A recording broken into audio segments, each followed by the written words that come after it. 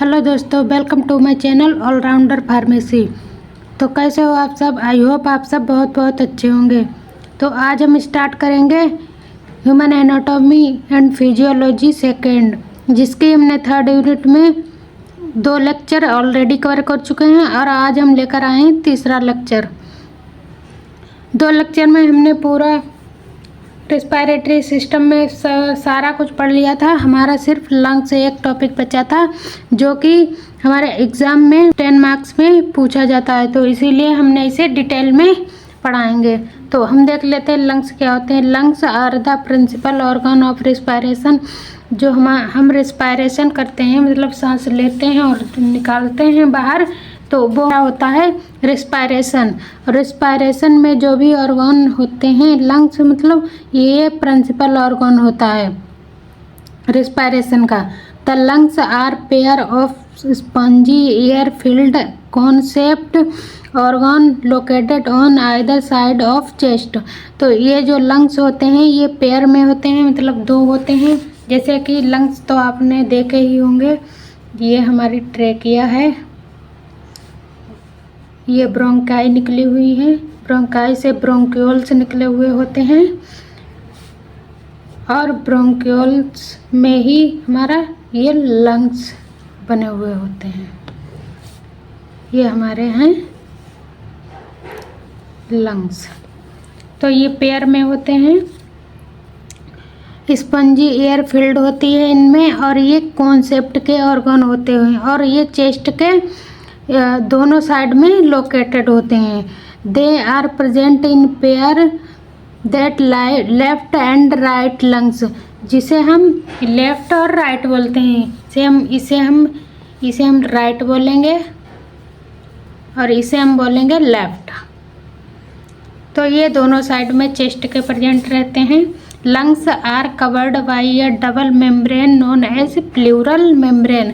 इसमें जो लंग्स जो कवर्ड होते हैं डबल मेम्ब्रेन से, जिसे हम प्लूरल मेम्ब्रेन के नाम से जानते हैं। पहली हमारी कौन सी मेम्ब्रेन है? आउटर मेम्ब्रेन होती है जो पेरिट्रल प्लूरा से बनी होती है, और दूसरी हमारी होती है इनर मेम्ब्रेन जो कि बेस प्लूरा से बनी होती है। बिटवीन बोथ द मेम्ब्रेन या fluid is present known as pleural fluid. और तो इन दोनों मेम्ब्रेन के बीच, जैसे ये हमारी लंग्स की मेम्ब्रेन है, इन दोनों मेम्ब्रेन के बीच यहाँ पर हमारा लंग्स है। तो इन दोनों मेम्ब्रेन के बीच जो भी खाली स्पेस होता है, ये वाला इन दोनों के बीच में, तो इस यहाँ पर फ्लूइड भरा रहता है, तो इसे क्या बोलते हैं? Pleura fluid. The left lungs is slightly smaller than right lungs. जो लंग्स होता है लेफ्ट वाला, ये हमारा लेफ्ट, ये राइट से थोड़ा स्लाइटली स्मॉल होता है। स्मॉल क्यों होता है? क्योंकि यहाँ पर हमारा हार्ट जो होता है यहाँ पर सिचुएटेड रहता है, रिब्स के अंदर हमारा जो हार्ट होता है यहाँ पर सिचुएटेड रहता है, इसीलिए ये थोड़ा स्लाइटली जो होता है वो स्मॉल होता है। Right lungs they has 3 loops while left lungs has only 2 loops. जैसे कि राइट लंग्स में हमारे 3 लूप्स प्रेजेंट रहते हैं। जैसे हमारा ये लंग्स है, ये 3 पार्ट में डिवाइड होता है। ये हमारा फर्स्ट, सेकंड और थर्ड लूप, और इसमें जो होते हैं इसमें हमारे 2 ही लूप प्रेजेंट रहते हैं, तो हमारा फर्स्ट और सेकंड। तो राइट वाले में हमारे 3 लूप प्रेजेंट रहते हैं और लेफ्ट वाले में हमारे 2 लूप प्रेजेंट रहते हैं। अब हम देख लेते हैं लंग्स का स्ट्रक्चर। ये हमारा लंग्स है, ये ट्रेकिया हैं, ये ट्रेकिया से हमारी ब्रोंकाई जुड़ी हुई है, ब्रोंकाई में से हमारे ब्रोंक्यूल्स निकले हुए हैं, ब्रांचेस निकली हुई हैं और ब्रोंक्यूल्स हैं। और ये वाला हमारा राइट लंग्स है और ये हमारा लेफ्ट लंग्स है। क्यों राइट ये वाला क्यों है? क्योंकि हम किसी को फ्रंट से देखेंगे, मतलब सामने से देखेंगे, तो उसका राइट यही वाला होगा ना, तो ये वाला हमारा राइट और ये वाला लेफ्ट, इसीलिए ये वाला राइट लंग्स हो गया और ये वाला लेफ्ट लंग्स हो गया। तो उसमें क्या लिखा है कि जो राइट लंग्स होता है वो बड़ा होता है और जो लेफ्ट लंग्स होता है वो राइट लंग्स से स्लाइटली स्मॉल होता है, मतलब बहुत हल्का माइनर सा यहाँ पर थोड़ा सा स्मॉल होता है, क्योंकि यहाँ पर जो हार्ट होता है हमारा वो प्रेजेंट रहता है, इसीलिए ये थोड़ा दबा हुआ होता है। यहाँ से ये ऐसे बनाया नहीं है, ये ऐसा ही होता है देखने में, इसीलिए ये ऐसा है। अब देख लेते हैं सरफेस ऑफ लंग्स। लंग्स की सरफेस देख लेते हैं। The lungs can be divided into 4 parts. Lungs को 4 पार्ट में डिवाइड किया गया है। अपेक्स, नैरो, सुपीरियर पोर्शन हो गया, बेस जो होता है बोर्ड इंफीरियर पोर्शन हो गया, और कैस्टल जो है वो सरफेस अगेंस्ट रिब्स हो गया, और जो सरफेस होता है वो लेटरल बाउंड्री ऑफ मेडिएटिस। अब हम देख लेते हैं loop of lungs. Lungs of each side contain different number of loop.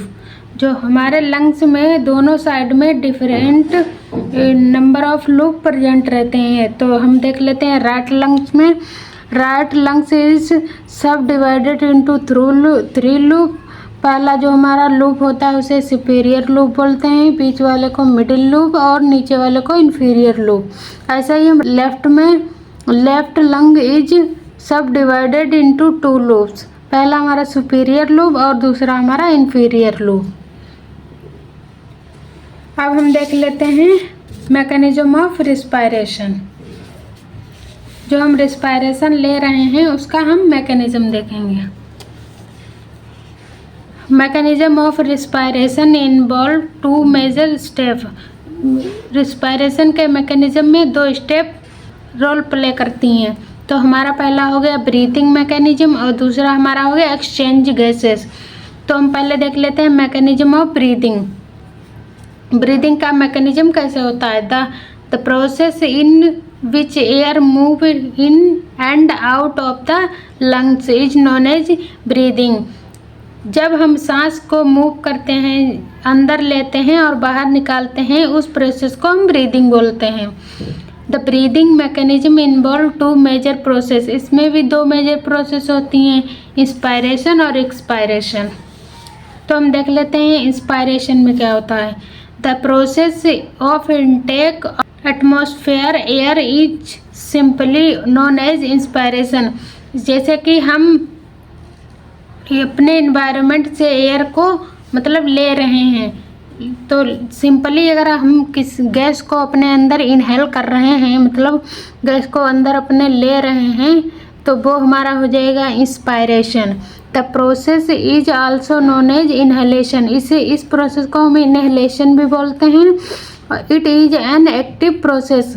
यह एक्टिव प्रोसेस की तरह भी काम कर सकता है। जैसे कि इसमें कोई हमें एनर्जी वगैरह लगाने की ज़रूरत नहीं है, ऐसे ही हम सांस लेते रहते हैं नॉर्मली और छोड़ते रहते हैं। तो अब हम देख लेते हैं muscles involve in inspiration. Inspiration में मसल्स कौन कौन सी इन्वॉल्व होती हैं?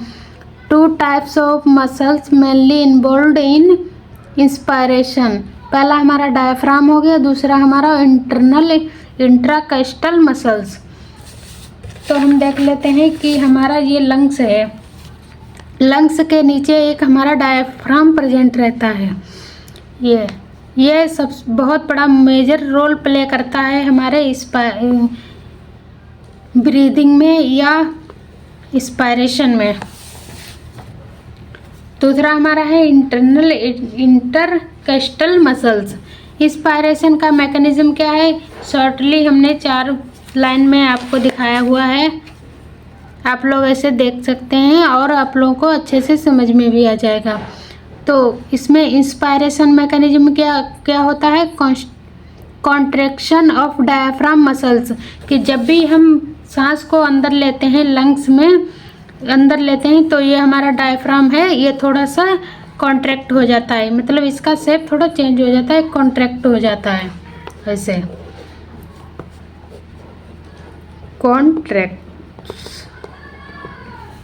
ये कॉन्ट्रैक्ट हो जाता है।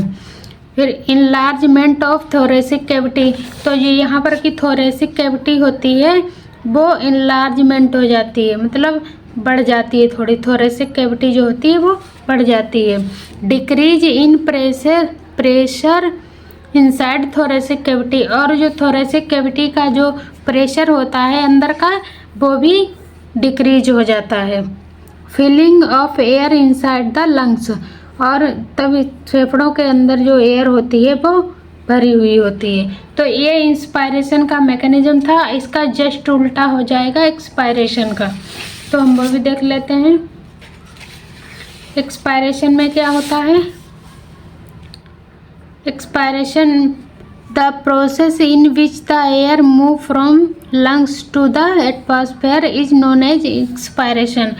इंस्पायरेशन में क्या हो रहा था कि हम सांस अंदर ले रहे थे एनवायरनमेंट की, तो हम उसे इंस्पायरेशन बोल रहे थे, और जब सांस अंदर की लंग से बाहर हम निकालेंगे तो हम उसे बोलेंगे expiration. It is known as expiration, इसे हम एक्सपायरेशन भी बोल सकते हैं। और ये एक पैसिव प्रोसेस होती है कि जब भी हम सांस बाहर निकालते हैं तो हमें थोड़ी एनर्जी की ज़रूरत पड़ती है, तो वही यहाँ पर है, it is a passive process.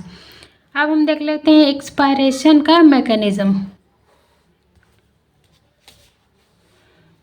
तो उसमें इंस्पायरेशन में क्या हो रहा था कि यहाँ पर जो कॉन्ट्रैक्शन हो रहा था डायफ्राम मसल्स का, और यहाँ पर जो होता है वो जब सांस बाहर के लिए छोड़ते हैं तो यहाँ पर जो मसल्स होती हैं डायफ्राम की वो रिलैक्स हो जाती हैं, और जो थोरेसिक कैविटी का वॉल्यूम जो होता है वो भी डिक्रीज होता है, क्योंकि सांस अंदर भरी हुई होती है तो वो बाहर निकल जाती है, इसीलिए ये डिक्रीज हो जाता है इसका volume. Increase in pressure inside thoracic cavity, और जिससे जब थोरेसिक कैविटी का वॉल्यूम कम हो जाता है तो उसका प्रेशर भी थोरेसिक कैविटी का बढ़ जाता है, और सांस हमारी बाहर चली जाती है, मतलब एक्सहेलेशन ऑफ एयर, एयर का एक्सहेलेशन हो जाता है। तो ये था एक्सपायरेशन। अब हम देखते हैं दूसरा मैकेनिज्म ऑफ रिस्पायरेशन का दूसरा point, exchange of gases. The gaseous exchange occur in alveoli of lungs. Gases का एक्सचेंज होता है वो मेनली एल्वलाई के अंदर ही होता है, जैसे कि ये हमारे लंग्स हैं और लंग्स में ब्रोंक्यूल्स होते हैं, ब्रोंक्यूल से हमारे एल्वलाई प्रेजेंट रहते हैं। तो एल्वलाई जो हम इसे बड़ा सा बना लेते हैं, ये हमारा एल्वलाई है। तो एल्वलाई के अंदर ऑक्सीजन और कार्बन डाइऑक्साइड का एक्सचेंज होता है, एक्सचेंज। तो ये जो ऑक्सीजन और कार्बन डाइऑक्साइड का एक्सचेंज जो होता है वो एल्वलाई के ही अंदर होता है। Exchange of gases takes place in following manner. पहला हमारा हो गया ट्रांसपोर्ट ऑफ ऑक्सीजन, ऑक्सीजन का ट्रांसपोर्ट के द्वारा गैसेस का एक्सचेंज होना, और सेलुलर रिस्पायरेशन के थ्रू गैसेस का एक्सचेंज होना, और तीसरा हमारा transport of carbon dioxide, carbon dioxide के ट्रांसपोर्टेशन से गैसेस का एक्सचेंज होना। तो यह था एक्सचेंज ऑफ गैसेस। अब हम देख लेते हैं लंग्स वॉल्यूम्स क्या होता है। Lungs volume are also known as respiratory volume. इस लंग्स वॉल्यूम को भी हम रेस्पिरेटरी वॉल्यूम के नाम से जानते हैं। ये जो होता है लंग्स वॉल्यूम, ये बहुत से टाइप्स का होता है। पहला हमारा हो गया टाइडल वॉल्यूम, दूसरा हमारा हो गया इंस्पायरेटरी रिजर्व वॉल्यूम, दूसरा हमारा हो गया एक्सपायरेटरी रिजर्व वॉल्यूम, और चौथा हमारा रेसिडुअल वॉल्यूम। तो टाइडल वॉल्यूम क्या होता है कि जब भी नॉर्मल में हम सांस लेते हैं तो फेफड़ों के अंदर कितनी हवा जा रही है, तो वही हमारा यहाँ पर इसे टाइडल वॉल्यूम में बताया गया है कि अप्रॉक्सीमेटली हम एक बार में जब नॉर्मली सांस लेते हैं तो हम अपने लंग्स में 500 ml एयर भर सकते हैं। दूसरा हमारा क्या है इंस्पायरेटरी रिजर्व वॉल्यूम। इसमें क्या होता है कि जैसे कि हम अनुलोम विलोम करते हैं, वो एक एक्सरसाइज होती है जो कि संत महात्मा करते हैं, और बहुत सारे जो जानकार हैं वो भी करते हैं। जैसे कि किसी ने सांस अंदर डीपली सांस ली है, जैसे कि बहुत तेज़ी से गहराई से धीरे धीरे सांस ली है, तो उस सांस लेने में कितनी हम सांस को अपने लंग्स में ले सकते हैं, तो वो कितनी होती है 2500 से 3000 ml तक हम अपने फेफड़ों के अंदर सांस भर सकते हैं। तो ये होता है एक्सपायरेटरी रिजर्व वॉल्यूम। तो एक्सपायरेटरी रिजर्व वॉल्यूम में क्या होता है कि जो भी हमने डीपली सांस ली थी अनुलोम में, उसे हम विलोम करेंगे, मतलब बाहर छोड़ेंगे। तो उस बाहर जो हम छोड़ेंगे सांस को, तो हम कितनी छोड़ सकते हैं एक बार में 1000 से 1200 तक जो सांस लिए हमने उसे छोड़ सकते हैं। तो ये हमारा एक्सपायरेटरी रिजर्व वॉल्यूम हो गया। अब रेसिडुअल वॉल्यूम क्या होता है कि इन दोनों में जो भी हमने सांस ली थी, डीपली ली थी, अनुलोम किया था और बाद में बाहर निकाली सांस से विलोम बोलते हैं। और इन दोनों के बीच में जो भी सांस गैस बची हुई रह गई है उसका वॉल्यूम कितना रहेगा, उसे ही हम रेसिडुअल वॉल्यूम बोलते हैं। वो कितना रहेगा 1200 से 1500 ml हमारी बच जाएगी, उसे ही हम रेसिडुअल वॉल्यूम बोलते हैं। सिंपली क्या है लंग्स वॉल्यूम में कि जितनी भी सांस हम ले रहे हैं और जो भी हमारे लंग्स में जा रही है और बाहर निकाल रहे हैं, तो जितनी ले रहे हैं और बाहर निकाल रहे हैं, तो उतनी ही हमारी लंग्स की वॉल्यूम कैपेसिटी जो होगी वही हमारी लंग्स वॉल्यूम हो जाएगी। अब हम देख लेते हैं lungs capacity. Lungs capacity are divided from summation of different lungs volume. Lungs capacity को ड्राइव किया गया summation of different lungs volume. They are also of different type, ये बहुत सारे टाइप्स का होता है, जैसे कि टोटल लंग्स कैपेसिटी हो गया, दूसरा हमारा वाइटल कैपेसिटी हो गया, तीसरा हमारा एक्सपायरेटरी कैपेसिटी हो गया, चौथा हमारा रेसिडुअल कैपेसिटी हो गया और पांचवा एक्सपायरेटरी कैपेसिटी। तो ये था लंग्स वॉल्यूम हमने पढ़ा था और ये है लंग्स कैपेसिटी। तो आई होप आप सबको समझ में आया होगा।